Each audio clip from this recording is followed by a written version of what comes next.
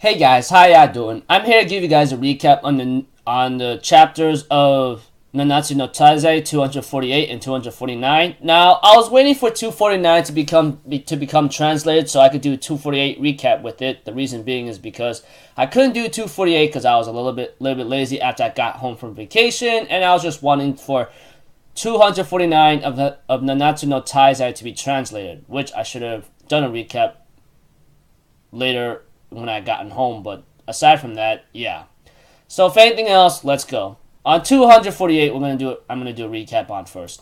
We have to it that Cusack himself is pretty much really upset, seeing how he was unable to protect Zeldris from Meliodas' attack, and it really hurts him a lot. Although, Chandler understands how he feels, he tells him to get into better shape or something, and therefore compliments on drinking the ale or something. And right now we have to it that Cusack wonders what did Meliodas said to Zeldris to make him change his mind, etc. And we have to it that Pedoline demon whatsoever, cat demon looking like, tells him something, and he has to leave the station for a bit.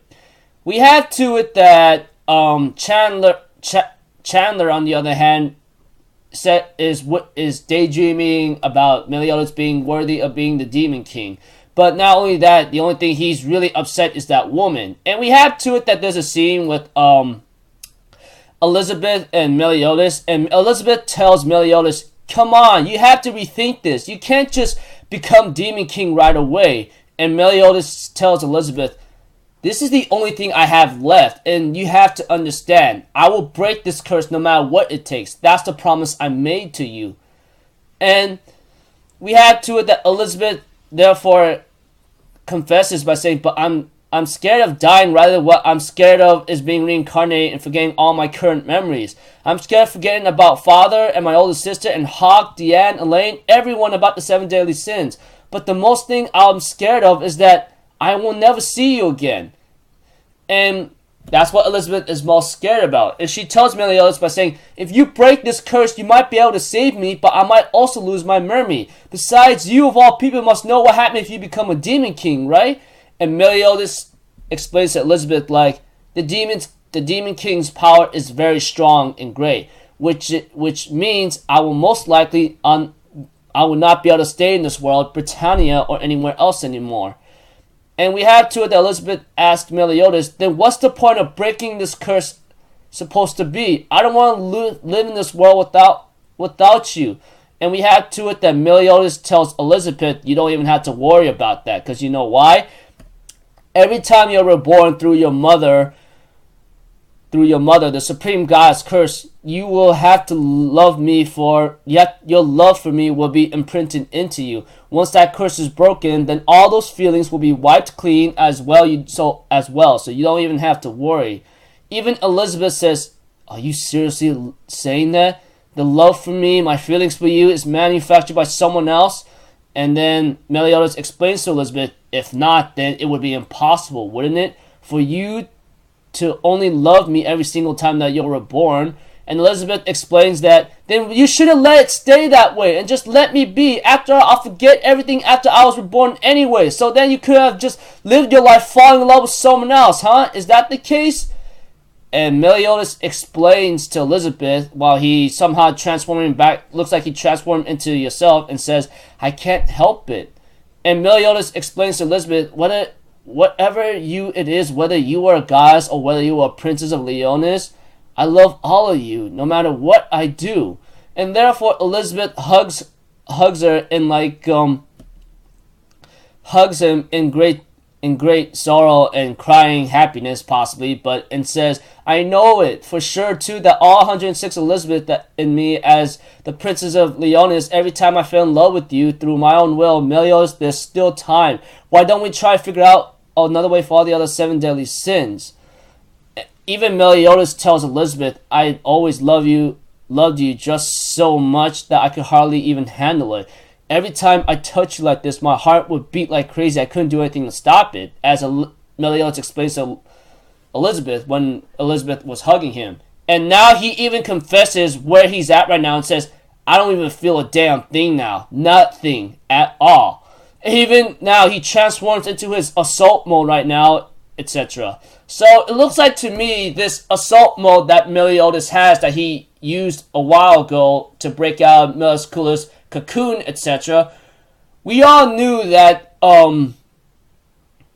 that we will see Meliodas' true power, but to rob him of his feelings, etc. for real this time is really ugly. And we have to it that, of course, picking up what I said, that Meliodas says he doesn't feel anything anymore for Elizabeth. And he tells Elizabeth, so understand, the only thing I have left is the promise I've made to you. And therefore, Elizabeth tells Meliodas that she has a plan too. She plans to work with the 7 deadly sins, use all of her strength to stop you from becoming Demon King. Even Meliodas, grabs her and says, can you stop this stupidity? Even Elizabeth says, let go of me right now, and she was planning to slap him. And Meliodas is like, look, if you want to hit me, then do so, if it's going to make you feel better. Elizabeth calls him an idiot, uses her goddess-like powers, and slaps him. And Meliodas, and just after being slapped and swung across the room or something, just stood there in shock and awe or something, saying nothing. And Elizabeth says, just like as you were trying to save me, I want to save you as well. Just hang on, Meliodas. And she ends up running off. And I'm thinking in my mind, Elizabeth, I love you, girl. As much as I like to see you want to save him, where you're at, you're only going to either be killed by Chandler or you're going to be locked up in a dungeon. But Chandler, I'm pretty sure, would love to kill her, but Meliodas would kill him in return. But I know what I'm talking about. Y'all know what I'm talking about. Sorry. But aside from that, we have to it. It switches to a scene where these other 7 deadly sins are at, and they're wondering right now, what the hell? This incredible magic is coming closer to, is coming from Camelot's direction. Even Deanne says that this one's magic level is completely different than the last one. Even right now, Hawk tells Escanor, hey, you have to transform, okay? But we have to it that, Escanor says, I can't. This is nighttime. And we have to it that Merlin tells everyone, y'all just calm down, okay? I will negotiate with him. Just do anything right now and I'll handle it. And we have to it that she has her own card to play and has, let's see here, Meluscula in the testing tube. And therefore goes out and sees him. And of course, that was Zeldris. Zeldris, on the other hand, tells Merlin by saying, I never seen your face before. And Merlin says, that's pretty upsetting, you know that? And she transforms into her true form by saying, does this look recognizable now? And we have to it that Zeldris says, no way, it's you. So you're Merlin that Meliodas mentioned. And he ends up saying a language that cannot be spoken at all. And therefore, Zeldris calls Merlin the blessed daughter of the Demon King and the Supreme Goddess. I'm thinking about mine. The first time I watched this, I was pretty shocked, okay? I was so shocked in the moment I saw that. Even the 7 deadly sins going, what? Are you serious? Etc. Yeah. It's crazy. It's crazy. That's the ending chapter of 248. Right now, I'm going to get into the recap of 249. So yeah, this recap was about at least close to 9 minutes. And the recap of 249 might be a little bit longer. So be prepared. Speaking of which, of being prepared, the cover page, the first page of Nanatsu no Taizai was just hilarious. I'm thinking in my mind, what the hell, Nakaba? But aside from that, let's continue. The 249 of Nanatsu no Taizai starts off with the 7 deadly sins being shocked right now by seeing that Merlin has the blessings of the Demon King and the Supreme Deity. And we have to it that King says, now is not the time to be worrying about that. We have a commandment right in front of us. And we have to it that Zeldris says, this is the first time we've met and you're a 7 deadly sins. You did quite a number of my brethren. You do realize that, right? Even Zeldris says so. And we have to it that Deanne calls Zeldris the Demon King's representative. His strength is not something to be trifled with. While King and everyone else was about to get ready to fight, we have to it that Merlin says, can you guys stop? You have no need to take action. And we have to it that King tries to stop her, but Merlin says, here, it's too noisy here. Let's you not talk up there in the sky, okay? And Zeldris says, wise decision. We have to it that Zeldris explains to Merlin that he was following bits of magic of Meliscula all the way down to where Merlin was at right now, and that's where he got Meliscula's at, and therefore explains to it led me to someone distinguished as you, and I never thought Grey Ward like you would be so unlucky or something. And we have to it that Zeldris explains about Merlin's hometown, Metropolis of the Sages, had a neutral standpoint with the goddesses and demons, and never had any had no business with them in other cases. And as Zeldris explains, they talk about a miraculous child was born with the power of possessing the magic of infinity. They say that rumors of this child resounded in the demon underworld and the heavens of the gods, that they wanted that child to be offered to them. But apparently the sages of Berlinian says this is our child, this is our property, this is our power. So you have no right to take what's ours. But apparently Merlin is that child who with infinity went against the sages' wills and negotiated with the gods on her own. Her terms were the gifts of her own liking, pretty much. And we have to it that the Demon King gave detailed information of all secret arts and mysteries of the underworld and divine protection that could defend against the brainwashing of the goddesses, while the supreme deity bestowed the child with divine protection and able to nullify any and all manner of dark curses and commandments. So these two things, the Demon King offers Merlin, okay, I give you all the secret arts and mysteries of the underworld and divine protection against the brainwashing and against the goddesses, while the supreme deity says, I will offer you divine protection and nullify any dark curses and commandments, everything about it. And we have to it that Merlin somehow says, haha, I deceived both of you, I'm taking them out, and then she ran off or something. And we have to it that the gods get so upset of being deceived that they gave their blessings to her as a waste, and rain down curses, mist, and death, hellfire, and lightning all over Berlinian for 1,000 days, destroying Metropolis. 1,000 days. Okay, 365, multiply that, about almost 3.5 years at least. At least almost 3.5 years or more.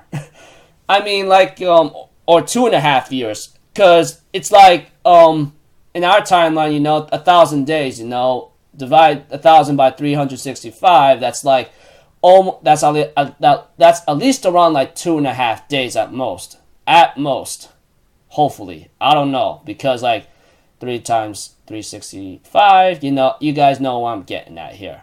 Almost 3 years, if anything. Yeah, 3 years. Sorry, my mathematics is just horrible. But aside from that, we have to it that because Merlin had the infinity magic, she was able to escape Ruined Nation and disappear right off the map. And even Zeldris says, I never thought you would go by someone called Merlin. You go by someone called Merlin or something. And Zeldris asked Merlin, so what are you after this time? And orders Merlin to answer. And we have to it that Merlin says, look, you're overestimating me right now, okay? What I want is of no importance right now. More important than what you want is this, right? Even Merlin says this to Zeldris and says, according to my understanding, you harbor a deep grudge against your older brother, yet you're collecting all the commandments for the traitor Meliodas, and if Meliodas collects all the 10 commandments, the 10 pieces of the Demon King's power, then he will become Demon King. But what's in it for you? Even right now, the 7 deadly sins are going he's gonna collect all the commandments and become Demon King? What? And we had to it that Zeldris tells Merlin, I don't need to answer that question for you, but I don't intend to fight you either. Just hand her over and I will spare you guys and forgive all the stupid crap that you've done. Sorry for cussing right there, but yeah. And we have to it that Merlin says, okay, it's a deal. It's a bit of a waste, but I guess it can't be helped. But she ends up putting perfect cube on it, and I go God dang, Merlin, who are you, girl? And we have to it that Zeldris says, I handed you over. I've done my deal. According to our deal, I've done my part. However, you, of all anything, have to give me something in return. And we have to it that Zeldris says, okay, what is your price? And we have to it that Elizabeth tells Zeldris, give Elizabeth to me. Elizabeth has little more than 2 days left, and I can't leave her alone in a demon's lair in that state. Zeldris says, unfortunately, I can't do that because Meliodas would not allow it, and even if I were to try to do that, no one else would lay a hand on Elizabeth. And besides, his goal is to acquire the Demon King's power and break that very curse. So Elizabeth is in safe hands with Meliodas as long as Meliodas is nearby. And we have to it that Merlin says, okay then, give me Camelot's king to me, which is King Arthur. Even Escanor feels a little like uneasy about it. We all know about Escanor, and we've seen this many chapters back. But we have to it that Zeldris says, I can't do that too. I have to decline on that either. Because you know what? I do not know the face or that name of freaking Camelot, okay? Perhaps he even died when he took over the royal's capital, or he fled, or even been sacrificed to break the seal. Even Merlin was pretty upset about this, but Zeldris says, but perhaps there is something over the last few days. An unidentified attacker has been raiding the city, and we lost so many in the raids. Either way, I can't guarantee the delivery of this little pest like that. Even right now, we have to it that Merlin says, okay, then a different demand. We have to it that Merlin tells Zeldris, release the holy knights and citizens of Camelot and Leonis that are captive to the commandment of piety. And therefore, Zeldris says, okay, that I can do easily. I promise I will release all the present survivors and make sure none of your subordinate demon harms them further. And therefore, Zeldris, on the other hand, says, okay, he just closes his eyes, and then in a snap of a finger, in a quick way, he releases everyone, citizens and knights of Camelot, and they're free. And the demons won't harm them. And we have to it that Zeldris says, okay, now it's your turn, your side of the deal. Remove this damn spell, what Zeldris saying. And therefore, we have to it that Merlin says, give me a moment. You know, the stiff form really is taking a toll on me. And we have to it that Zeldris says, enough with the bad acting and hurry up and do it. And we have to it that Deanna and the rest of the 7 deadly sins are going like, oh my gosh, come on, man, can you stop? And we have to it we have to it that Merlin's like, okay, hold on, give me a minute. And we have to it that Zeldris warns Merlin, hey, let me tell you something. Every last one of my nerves is focused on even your tiniest move. If you try anything funny at all, I will cut you down where you stand. Even Zeldris warning her. But Merlin says, look, I'm not going to do anything, okay? I won't, that is. And we have to that Zeldris says, what are you talking about? He turns around and gets blasted by a holy light right now, and kaboom. We have to it that light comes from where Hendrickson, Gilthunder, and Dreyfus is at. Even Ludichel says, I hope you heed this well, that this was just a greeting.